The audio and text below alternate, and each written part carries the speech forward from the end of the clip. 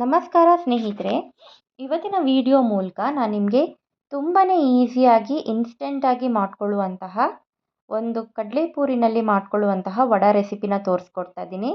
ಯಾವ ರೀತಿ ಹಿಟ್ಟನ್ನು ಕೂಡ ನೀವು ಇಲ್ಲಿ ರುಬ್ಕೊಳ್ಳೋ ಅವಶ್ಯಕತೆ ಇರೋದಿಲ್ಲ. ಇನ್ಸ್ಟೆಂಟಾಗಿ ಇದು ರೆಡಿ ಆಗುತ್ತೆ. ತಿನ್ನೋದಕ್ಕೂ ಕೂಡ ತುಂಬ ರುಚಿಯಾಗಿರುತ್ತೆ. ಬನ್ನಿ ಹೇಗೆ ಮಾಡೋದು ಅಂತ ನೋಡ್ಕೊಳ್ಳೋಣ. ಮೊದಲಿಗೆ ನನ್ನ ಚಾನಲ್ನ ಹೊಸದಾಗಿ ನೋಡ್ತಾ ಇರೋರು ಪ್ಲೀಸ್ ಸಬ್ಸ್ಕ್ರೈಬ್ ಮಾಡ್ಕೊಂಡು ನೋಡಿ. ಈ ರೆಸಿಪಿ ನಿಮಗೆ ಇಷ್ಟ ಆಗಿದ್ದರೆ ಲೈಕ್ ಮಾಡಿ, ಶೇರ್ ಮಾಡಿ.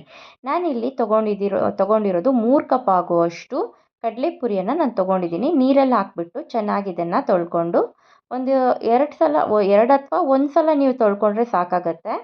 ತೊಳೆದ್ಬಿಟ್ಟು ಅದನ್ನು ನೀರು ತೆಗೆದ್ಬಿಟ್ಟು ಇಟ್ಕೋಬೇಕು. ನಾನಿಲ್ಲಿ ಮಿಕ್ಸಿ ಜಾರ್ಗೆ ರವೆಯನ್ನು ಹಾಕ್ಕೊಳ್ತಾ ಇದ್ದೀನಿ. ಉಪ್ಪಿಟ್ಟು ರವೆಯನ್ನು 1 ಕಪ್ ಹಾಕ್ಬಿಟ್ಟು ಗ್ರೈಂಡ್ ಮಾಡಿಕೊಂಡು ಅದನ್ನು ಒಂದು ಪಾತ್ರೆಗೆ ಹಾಕಿಟ್ಕೊಂಡಿದ್ದೀನಿ. ಈಗ ನಾನಿಲ್ಲಿ ಕಡಲೆಪುರಿ ಕೂಡ ನಾನಿದನ್ನು ಸ್ವಲ್ಪ ಒಂದು 1/4 ಕಪ್ ಆಗುವಷ್ಟು ಮೊಸರು ಹಾಕ್ಬಿಟ್ಟು ಅದನ್ನು ಕೂಡ ನಾನು ನುಣ್ಣಗೆ ರುಬ್ಕೋತಾ ಇದ್ದೀನಿ.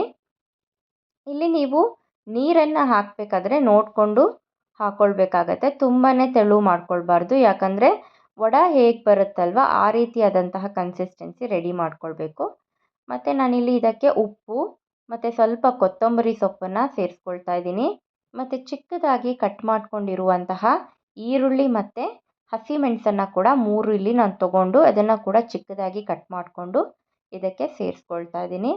ಮತ್ತು ಸ್ವಲ್ಪ ಇದು ನೀವು ವಡೆಯನ್ನು ಹೇಗೆ ಮಾಡ್ಕೊತೀರಲ್ವ ಅದೇ ರೀತಿಯಾಗಿ ಕನ್ಸಿಸ್ಟೆನ್ಸಿ ಇಟ್ಕೋಬೇಕು. ಮತ್ತು ನಾನಿಲ್ಲಿ ಬೇಕಿಂಗ್ ಸೋಡಾ ಒಂದು 1/4 ಟೀ ಸ್ಪೂನ್ ಹಾಕ್ಕೊಂಡು ಸೇರಿಸ್ಕೊಂಡಿದ್ದೀನಿ. ಇದನ್ನು ಚೆನ್ನಾಗಿ ಈ ಥರ ನೋಡಿ ಇಷ್ಟು ತಿಕ್ಕಾಗಿ ಬರಬೇಕಿದು. ಎಲ್ಲ ಹಾಕಿದ ನಂತರ ಹಿಂಗೆ ಇಷ್ಟು ತಿಕ್ಕಾಗಿ ಬರುತ್ತೆ.